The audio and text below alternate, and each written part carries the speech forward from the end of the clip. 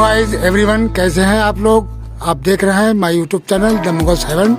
Mughal heaven में आप लोगों का स्वागत है। तो ये हिबिस्कस का प्लांट, इसको देसी भाषा में गुलड़ भी कहते हैं। इसको कुछ दिन पहले मैंने प्रून किया था। अब इसके अंदर वर्ड्स आने शुरू हुए हैं और काफ़ी बुशी हो गया है। पहले इसके अंदर कुछ 3-4 ब्रांचें ही थीं। अब मैंने इसको प्रून कर दिया।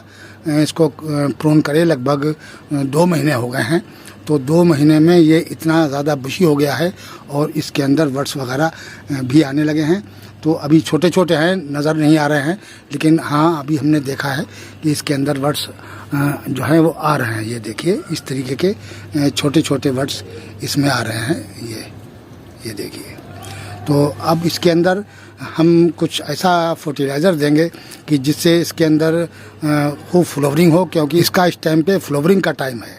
जितना ज़्यादा से ज़्यादा इस प्लांट को हम हेल्थी बनाएंगे, यानी प्लांट हमारा अच्छी ग्रोथ जब करेगा तभी इसके अंदर फ्लावरिंग भी अच्छी आएगी। साथियों, इसके अंदर हम आज फर्टिलाइज़र डालेंगे। कुछ ऐसा फर्टिलाइज़र देंगे जिसके अंदर इसकी फ्लावरिंग काफ़ी अच्छी हो, यानी तादाद भी ज़्यादा हो, क्योंकि इसी वजह से हमने इसको प्रून किया है कि इसमें ब्रांचें ज़्यादा हो जाएं। तो जब ब्रांचें ज़्यादा होंगी तो फ्लावरिंग भी अच्छी ही होगी।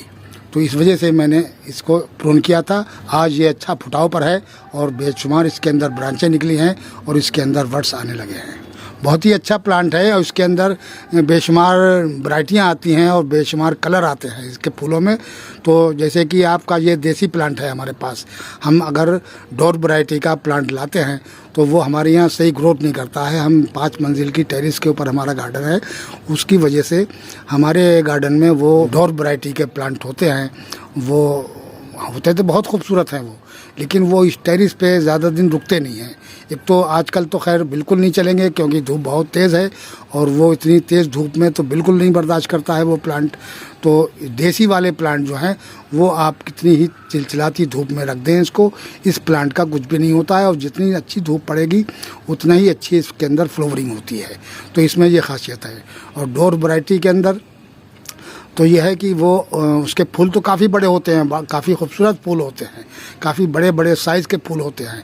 और उसमें भी 2 वैरायटी आती हैं। एक का फूल है वो भरा हुआ होता है, यानी बेशुमार पत्ती का होता है, और एक सिंगल पत्ती का होता है। तो सिंगल पत्ती वाला जो फूल है डोर वैरायटी का, वो काफ़ी बड़े साइज़ का होता है और उसमें कलर बहुत आते हैं। इसी तरीके से देसी जो हिबिस्कस है उसके अंदर भी 2 किस्म के वैरायटियाँ हैं। एक तो ये सिंगल पत्ती का फूल आता है इसमें, और एक डबल का आता है। दोनों का ज़्यादातर कलर लाल ही है। हमने तो लाल ही देखा है, वैसे हो सकता है और कलर भी इसमें देसी में आने लगे हों, लेकिन हाँ शायद वाइट भी है इसमें। देसी में एक वाइट कलर भी है, वो भी हमारे पास था पहले। तो इस तरीके से हम इस प्लांट को आज फर्टिलाइज़र देंगे। और कुछ प्लांट और हैं, हमने उनको भी प्रून किया था, तो आज उनकी भी हालत देखते हैं साथियों। तो ये है हमारा बेला, यानी मोंगरा, इसको जैस्मीन भी कहते हैं। इसको अभी हमने मुश्किल से 15-20 दिन पहले ही प्रून किया था। तो इसमें सिर्फ 3 ब्रांचें थीं और 3 ब्रांचों के बाद में अब हमने प्रून किया है। तो इसमें 10-12 ब्रांचें इस प्लांट में हो गई हैं। अब इसके अंदर वर्ड्स भी आने लगे हैं। ये देखिए, इसके अंदर ये वर्ड्स आ रहे हैं। तो अब सारी ब्रांचों के अंदर इसके वर्ड्स आने लगे हैं। भाई ये वाला प्लांट जो हमारा है मधुकामनी का, अभी इसके अंदर वर्ड्स नहीं आए हैं। इसको भी मैंने अभी जल्दी प्रून किया था। तो अब ये काफ़ी बुशी हो गया है और इसके अंदर ये ब्रांचें नई नई निकलने लगी हैं। तो ये भी अच्छी ग्रोथ कर रहा है, बहुत प्यारा प्लांट चल रहा है, लेकिन अभी इसके अंदर वर्ड्स नहीं आए हैं। ये दोनों प्लांट जो हैं ये खुशबूदार प्लांट हैं। और ये हमारा हिबिस्कस जो है, इसमें तो खैर खुशबू नहीं आती है, ये देसी प्लांट है। देसी तो ये तीनों हैं और तीनों ये टेरेस में चिलचिलाती धूप के ही प्लांट हैं। यानी जितनी ज़्यादा धूप होगी उतने ही ये ज़्यादा अच्छे ग्रो करते हैं। और फ्लावरिंग भी जितनी ज़्यादा धूप होगी तो फ्लावरिंग भी इसमें ज़्यादा तभी होती है। अगर इसको आप शेड के अंदर रख देंगे तो कभी भी इन प्लांटों के अंदर फ्लावरिंग नहीं होती है। अगर आपने इनको किसी शेड में रख दिया या कहीं छांव वाले जगह पर रख दिया या दीवार के नीचे रख दिया तो ऐसी जगह आपके इन प्लांटों के अंदर फूल बिल्कुल नहीं आता है। जितनी तेज़ खुले में आप इसको रखेंगे, तेज़ धूप पड़ेगी इसके ऊपर, उतनी ही अच्छी इनके अंदर फ्लावरिंग होती है। तो चलते हैं दोस्तों, इनके लिए हम फर्टिलाइज़र तैयार करते हैं। तो क्या फर्टिलाइज़र हम डालेंगे वो हम आप लोगों के साथ शेयर करेंगे। तो ये 3 किस्म के हमने फर्टिलाइज़र लिए हैं और ये तीनों का मिक्सचर हम लिक्विड फर्टिलाइज़र जो हमारे पास है उसमें डालेंगे इन तीनों को, और इनको तीनों को घोल के अच्छी तरीके से, और फिर हम इन प्लांटों को अपने हम देंगे। तो क्या है साथियों, ये तो है DAP यानी फास्फोरस, और ये है पोटास। ये हमने करीब 2 टीस्पून ली है, और 1 टीस्पून एक्सम सोल्ट लिया है। ये एक्सम सोल्ट है 1 टीस्पून के करीब। और इस तरीके से ये मैंने फर्टिलाइज़र तीनों लिए हैं, और इनको हम तो ये जो फर्टिलाइज़र आप देख रहे हैं ये लिक्विड फर्टिलाइज़र है जो हमने तैयार किया हुआ है। ये ज़्यादातर हम प्लांटों में देते हैं, इसी की वजह से बहुत अच्छी ग्रोथ हो रही है हमारे प्लांटों की। तो ये फर्टिलाइज़र में हम ये अपनी खाद मिलाएंगे। तो हम इन तीनों को इसके अंदर थोड़ा सा पहले पानी डाल देंगे। ये देखिए, अब ये तीनों इसी के अंदर घुल गई हैं, और ये इस तरीके से उठाकर हम इसमें डाल देंगे।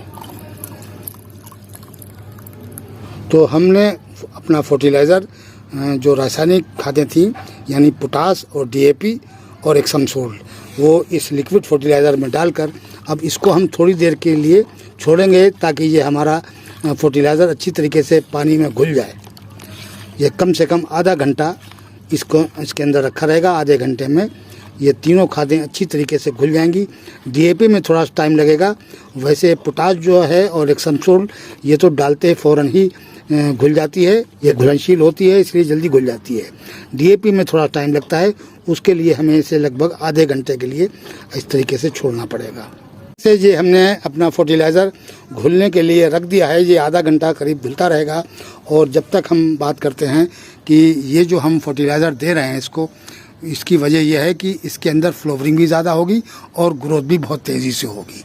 तो इस फर्टिलाइज़र का इतनी तेज़ गर्मी में देना इस टाइम पे क्यों ज़रूरी पड़ गया है, और हर आदमी इतनी तेज़ गर्मी के अंदर यह रासायनिक फर्टिलाइज़र देना अच्छा भी नहीं है, क्योंकि ये पौधे को नुकसान भी दे सकता है। हमको तो तजुर्बा है, इस बेस के अंदर हम इसको रासायनिक फर्टिलाइज़र दे रहे हैं, और इनके साथ क्या करना है, किस तरीके से हमने इनको रखना है कि उस बेस पे हम इनको रखेंगे, तब जाके ये ग्रोथ भी अच्छी करेंगे, और फर्टिलाइज़र किसी किस्म का नुकसान नहीं करेगा बल्कि फ़ायदा करेगा। और एक प्लांट और है जिसकी वजह से इसके अंदर हम सब में चारों प्लांटों में फर्टिलाइज़र दे रहे हैं कि एक प्लांट हमारे पास और है, ये देखिए, और ये भी हिबिस्कस का प्लांट है ये, लेकिन ये डबल वाला है, इसके अंदर डबल फूल आता है, और ये इसकी ग्रोथ अच्छी नहीं हो रही है। इसके साथ ही मैंने इसको भी प्रून किया था, और दोनों प्लांट एक साथ प्रून किए, लेकिन इसकी ग्रोथ इतनी अच्छी नहीं हो रही है, और इसके मुकाबले ये बहुत ज़्यादा अच्छा हो रहा है। लेकिन ये सिंगल लीव्स का है, यानी इसके फूल जो होते हैं वो सिंगल लीव्स के होते हैं, और इसके डबल होता है, यानी भरा हुआ फूल आता है इसका। तो इसकी बेस पे ख़ास तौर से ये हमने फर्टिलाइज़र तैयार किया है। अब हम इन चारों प्लांटों में दे देंगे, और चारों को साथियों उठाकर जब हम रासायनिक फर्टिलाइज़र देंगे तो इनको धूप में नहीं रखेंगे, क्योंकि चिलचिलाती हुई धूप में ये गर्म फर्टिलाइज़र हम जब देंगे तो प्लांट को जला देगा ये। तो हम इसको शेड में रखेंगे, चारों प्लांट उठाकर हम इनको शेड के अंदर रख देंगे।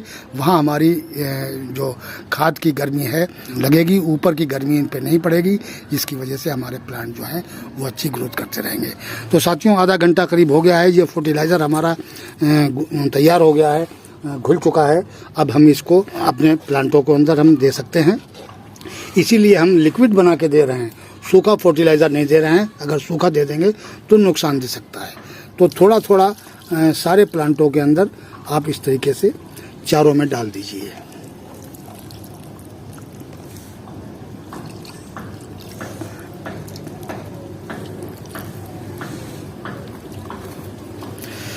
इस तरीके से चारों प्लांटों के अंदर हमने ये फर्टिलाइज़र डाल दिया है। अब इनको उठा के हम शेड में रख देंगे, और 2 दिन तक ये शेड में रखे रहेंगे। वहाँ जब खाद की गर्मी थोड़ी कम हो जाएगी तब इनको हम लाके और फिर धूप के अंदर रखेंगे।